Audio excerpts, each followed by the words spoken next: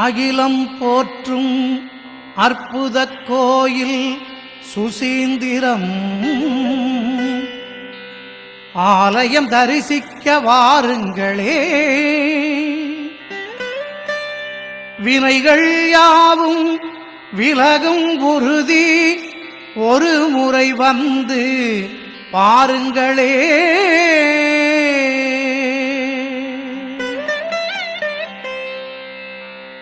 ஞானியர் சூழ்ந்த கானகம் நடுவில் வெட்டிட வெட்டிட தொழிற்கும் மரம் வேரோடு வீட்ட கோடரி எடுத்தார் பச்சை ரத்தம் பாய்ந்ததுவே. 3 அடுக்காய் லிங்கம் அங்கே தோன்றிட கண்டே அதிசயித்தார். 3 ஒன்றாய் வாழ்வது கண்டே கோயில் எழுப்ப முடிவு செய்தார்.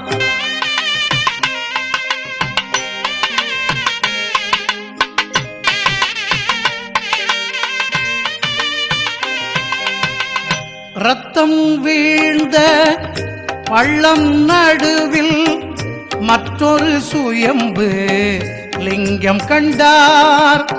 சக்தி அங்கே தழைப்பதை அறிந்தே தானுமாலயனென பெயர் வைத்தார். அத்திரி முனிவர் அத்தினி அனுசியை கற்பை சோதிக்க 3 வந்தார். உத்தமி அவர்களை பிள்ளைகளாக்கி தத்தாத்ரேயராய் மாற்றிவிட்டாள்.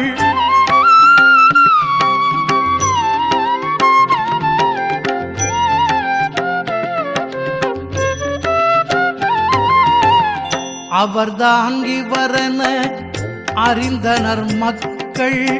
வழிபடு தெய்வம் வந்து விட்டார். சேர சோழ பாண்டிய வேந்தர்கள் திருப்பணி செய்ய முந்திவிட்டார். அகலிகையாசை மேனி முழுதும் 1000 விழிகள் என்ன செய்வான். சாபம் தீர கொதிக்கும் நெய்யில் மூழ்கி எழுந்தான் தேவேந்திரன்.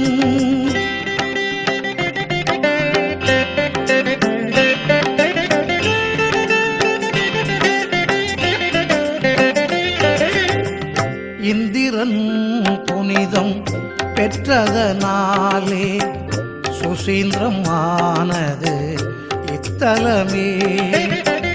நந்தியும் உயிரோடு வைக்கோல் தின்று விந்தை படைத்ததும் இத்தலமே.